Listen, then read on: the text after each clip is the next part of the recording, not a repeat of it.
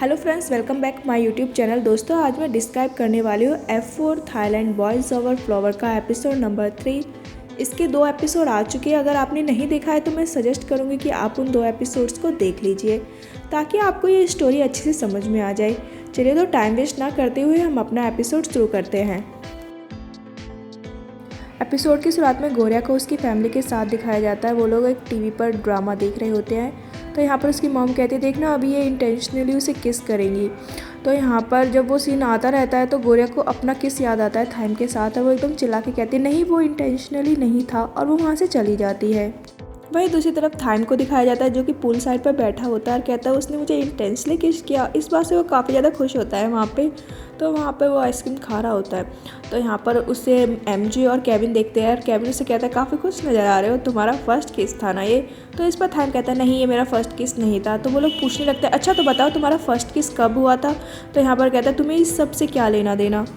वो यहाँ पर कहता है अब ये इम्पोर्टेंट नहीं है, मैं समझ गया हूँ कि गौरिया किस टाइप की लड़की है। वो पूछते हैं अच्छा किस टाइप की है। तो इस पर थाइम कहता है वो एक हाइपोक्राइप लड़की है। थाइम बोलता है जो चीज़ के लिए वो मना करती है असल में वो उसे चाहिए। वो एक्सपेंसिव चीज़ें पसंद नहीं करती, बस से ट्रैवल करती है। वो चाहती है कि मैं उसे अप्रोच करूँ। केविन कहता है अच्छा है कि तुम्हें पता है कि गौरिया को क्या पसंद है, पर क्या तुमने ये सोचा है कि तुम रैन से कैसे बात करोगे। तुम काफ़ी समय से उसके साथ अच्छा बिहेव नहीं कर रहे हो और हम इससे परेशान हो गए हैं। क्या तुम उससे माफ़ी मांगोगे। थाइम कहता है माफ़ी, और मैं क्यों माफ़ी मांगूँ, उसे मुझसे माफ़ी मांगनी चाहिए। और हाँ, अगर उसने मुझसे माफ़ी नहीं मांगी तो मैं उससे कभी भी अपनी लाइफ में बात नहीं करूँगा। हम देखते हैं कि वहाँ पर जो पूल में लड़कियाँ होती है वो गॉसिप्स करना शुरू कर देती है और ऑनलाइन वो ये न्यूज़ फैला देती है कि F4 बॉयज़ का जो ग्रुप है वो ब्रेक हो रहा है, यानी कि वो टूट रहा है।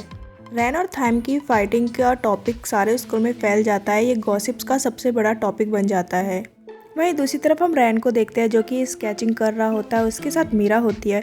तो मीरा उससे कहती है तुमने न्यूज़ देखी है, सारे फैंस ये बोल रहे हैं कि तुम लोगों का झगड़ा हो गया है और काफ़ी समय से मैंने तुम सभी को एक साथ नहीं देखा है।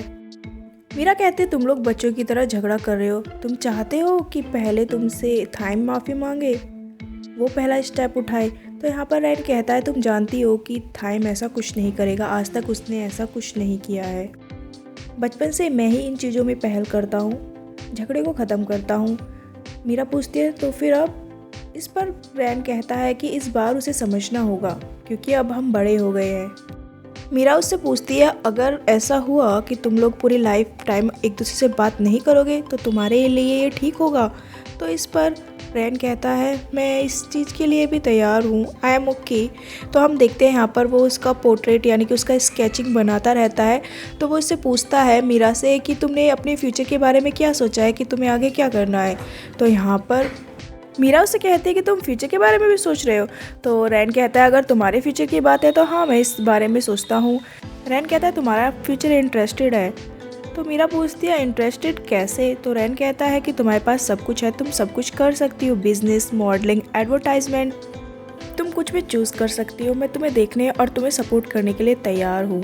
मीरा यहाँ पर उससे कहती है कि मेरे पास ये सभी विकल्प है, यानी कि ऑप्शंस है, लेकिन मैं कुछ और चाहती हूँ। मीरा कहती है कि मेरे पास जो अभी है वो मुझे फ्यूचर में नहीं चाहिए। वो यहाँ पर क्लियर करती है कि वो ह्यूमन राइट्स लॉयर बनने के लिए फ्रांस में शिफ्ट होना चाहती है, यानी कि यहाँ से सब कुछ छोड़कर टोटली फ्रांस जाना चाहती है। यहाँ पर वो इसे कह देती है। इस बात को सुनकर रैन थोड़ा उदास हो जाता है।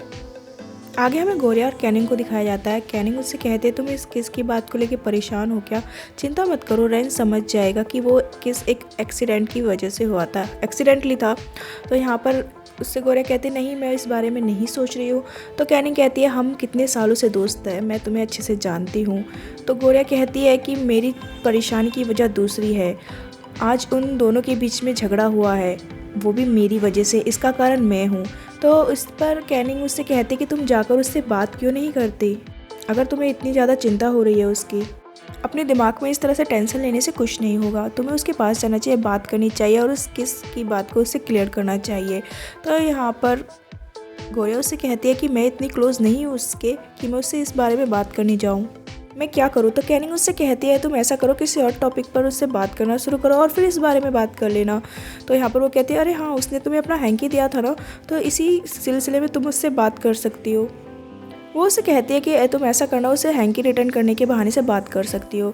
तो इस चीज़ के लिए गोरिया तैयार हो जाती है। हम देखते हैं कि वो उस हैंकी को अच्छे से क्लीन वगैरह करती है, आयरन करती है, ताकि वो उसे रैन को रिटर्न कर सके और वो उससे बात कर सके। यानी कि एक बहाना मिल जाएगा तुम्हें रैन से बात करने के लिए। अगले दिन हम देखते हैं कि उस स्कूल में टेरिस पर जाकर गोरिया रैन को ढूंढती है, लेकिन उसे वो वहाँ पर नहीं मिलता। वो और भी जगह पर देखती है पर उसे वो कहीं नहीं मिलता। हम देखते हैं जब गोरिया वहाँ से वापस आ रही होती है तो उसे एकदम बीच में रैन डरा देता है। तो गोरिया उससे कहती क्या कर रहे हो तुम, क्या गेम खेल रहे हो। एमजे से कहता है अभी डरती हो क्या तुम हमसे। तो वहाँ पर दो लड़कियों के साथ में केविन भी खड़ा होता है। तो वो कहता है अरे हम थाइम नहीं है, हम तुम्हें बाइट नहीं करेंगे, इस तरह से मजाक करता है। तो यहाँ पर एमजे पूछता है क्या हुआ है, तुम इतनी परेशान क्यों हो और इससे क्यों हर जगह घूम रही हो। तो यहाँ पर फिर गोरिया कहते हैं तुमने मुझे देखा है। कह रहा हाँ मैं काफ़ी समय से देख रहा हूँ, तुम हर जगह घूम रही हो, रैन को ढूंढ रही हो, आज रैन स्कूल नहीं आया है। तभी वहाँ पर केविन उससे पोस्ट दिखाते हुए कहता है कि अभी मीरा ने एक पोस्ट डाला है कि रैन उसके घर पे आया हुआ है, अगर तुम उससे मिलना चाहती हो तो तुम वहाँ पर जाकर मिल सकती हो। पर साथ में वो ये भी कहता है कि क्या तुम जाना चाहती हो वहाँ पर, तुम जाने वाली हो, तुम इस चीज़ को लेके श्योर हो। एमजे कहता है जरा सावधान रहना, इस तरह मजाक से कहता है। तो यहाँ पर गोरिया उससे कहती है बस मैं उसका हैंकी उसे रिटर्न करना चाहती हूँ। तो वो दोनों कहते हैं ओ रियली, ऐसा कहते हुए एमजे और केविन वहाँ से चले जाते हैं। आगे हम गोरिया को मीरा के घर के बाहर देखते हैं। वो अंदर जाने का सोच ही रही होती है, लेकिन तभी बारिश होना शुरू हो जाती है, जिसकी वजह से वो पेड़ के साइड में आ जाती है। लेकिन वो वहाँ से देखती है कि रैन मीरा के घर से बाहर निकल रहा होता है नाराजगी में। मीरा रैन को रोकने की कोशिश कर रही होती है और उसे कहती है तुम मुझसे वहाँ पर भी आकर मिल सकते हो। तो रैन कहता है ये सेम नहीं होगा। तो मीरा कहती है क्या सेम नहीं होगा, सब कुछ सेम ही होगा। मीरा उससे कहती है ये रीजनेबल है, तुम ऐसा क्यों सोच रहे हो। तो यहाँ पर वो रैन उससे कहता है रीजनेबल कैसे हो सकता है, तुम सब कुछ छोड़ के जा रही हो, सभी लोगों को, सभी चीज़ों को, किसी की चिंता किए बगैर, और तुमको रीजनेबल कैसे कह सकती हो। तो यहाँ पर मीरा उसे कहती है कि मैं जो भी कुछ कर रही हूँ इससे बहुत लोगों का फ़ायदा होगा। तो रैन उससे कहता है तो क्या तुम यहाँ से भी तो ये सब कुछ कर सकती हो, इसके काफ़ी सारे तरीके हो सकते हैं। तो यहाँ पर मीरा उससे कहते हैं कि मैंने अपना माइंड बना लिया है, मैंने डिसाइड कर लिया है कि मैं फ्रांस शिफ्ट होने वाली हूँ अपने सपनों को पूरा करने के लिए, और मुझे पता चल गया है कि मुझे अपने फ्यूचर में आगे क्या करना है। ये मेरे लिए बहुत इंपॉर्टेंट है, प्लीज़ मुझे समझो रैन। रैन कहता है तुमने सब कुछ छोड़ने का डिसाइड कर लिया है, यहाँ तक कि तुमने मेरे और अपने फ्यूचर के बारे में भी सोच लिया, यानी कि मुझे भी छोड़ने के बारे में सोच लिया है। हम देखते हैं कि बाहर से खड़े होकर ये सभी बातें गोरिया भी सुन लेती है। आगे दिखाया जाता है कि गोरिया अपने फ्लावर शॉप में होती है और वो वहाँ पर मीरा का इंटरव्यू देख रही होती है कि जिसमें वो कहते हैं कि मैं फ्रांस शिफ्ट हो रही हूँ लॉयर बनने के लिए। तो उसके साथ यहाँ पर कैनिंग भी होती है। वो कहते हैं मैं समझ नहीं पा रही हूँ कि मीरा क्या करने जा रही है।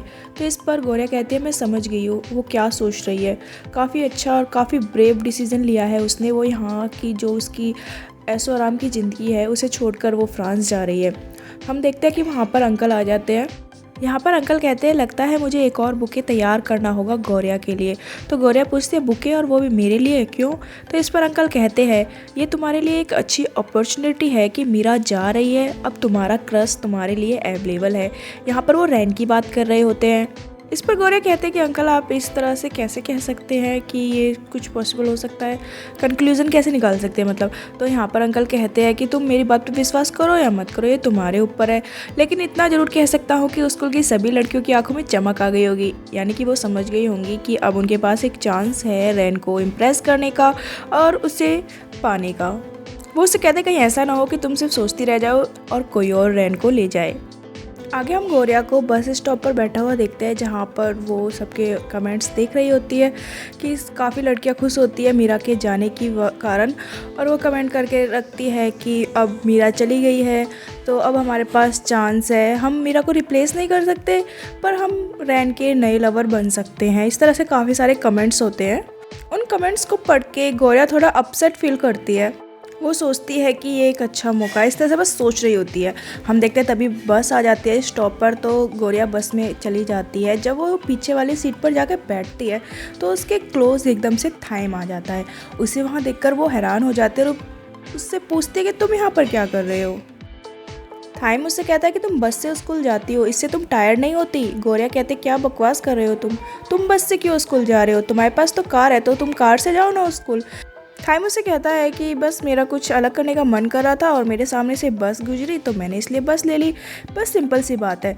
गोरिया कहती सिंपल, ये तुम्हारे लिए सिंपल है? थाइम कहता है क्यों, मैं सिंपल चीज़ें नहीं कर सकता क्या? तो गोरिया ध्यान से देखती है कि पूरी बस खाली है। वो उससे कहती है बस इतनी खाली क्यों है, ये हमेशा इतनी भरी हुई होती है। तो वो काफ़ी ज़्यादा फोर्सली थाइम से पूछती है, तो थाइम फिर कन्फेस कर देता है कि हाँ मैंने बस को ख़रीद लिया है। तो गोरिया कहते हैं क्या तुमने बस खरीद ली? वो कहता है मेरे पास काफ़ी सारे पैसे हैं तो बस मैंने मन किया तो मैंने बस खरीद ली, क्या फ़र्क पड़ता है, मैं कहीं भी अपने पैसों को यूज़ कर सकता हूँ और मेरा मूड काफ़ी ज़्यादा अच्छा है। वो उससे कहता है कि मैं माइंड नहीं करूँगा, तुम मेरे साथ चल सकती हो। गोरिया यहाँ पर उसे झगड़ा करना शुरू कर देती है कि तुम ये सब क्यों करते हो और तुमने ये नॉनसेंस काम क्यों किया है, तुम्हें पता भी है लोग बस का वेट कर रहे होंगे और लोग कितनी देर तक वेट करते रहते हैं बस का, और तुमने ऐसे ही इस बस को खरीद लिया। थाइम बोलता है मैं जो चाहूँ वो कर सकता हूँ, क्या फ़र्क पड़ता है अगर मैंने बस खरीद ली। हम देखते हैं कि एक कार पीछे से उन्हें काफ़ी ध्यान से फॉलो कर रही होती है। उस कार में जो लेडी होती है वो अपने ड्राइवर से कहती है कि कार को बस के आगे लगा दो। हम देखते हैं कि बस में गोरिया और थाइम का झगड़ा चल रहा होता है। तो गोरिया कहती है तुम बहुत सेल्फिश हो, तुम्हें पता नहीं है कि वो लोग कितने परेशान हो रहे होंगे, तुमने ऐसे ही बस को खरीद लिया, मुझे यहाँ पे नहीं रुकना, मुझे जाना है, मैं जा रही हूँ यहाँ से। तो वो ड्राइवर से बोलती है बस को रोकने के लिए। थाइम मना करता है, उसे रोकने की कोशिश कर रहा होता है, लेकिन वो कार एकदम से बस के आगे आ जाती है जिसकी वजह से बस रुक जाती है और गोरिया बस से उतर जाती है। हम देखते हैं कि बस से उतरने के बाद भी थाइम उसे रोकने की कोशिश करता रहता है। तभी वो लेडी अपनी कार से उतरती है और गोरिया को साइड करते हुए थाइम को एक किक मारती है जिससे थाइम नीचे गिर जाता है।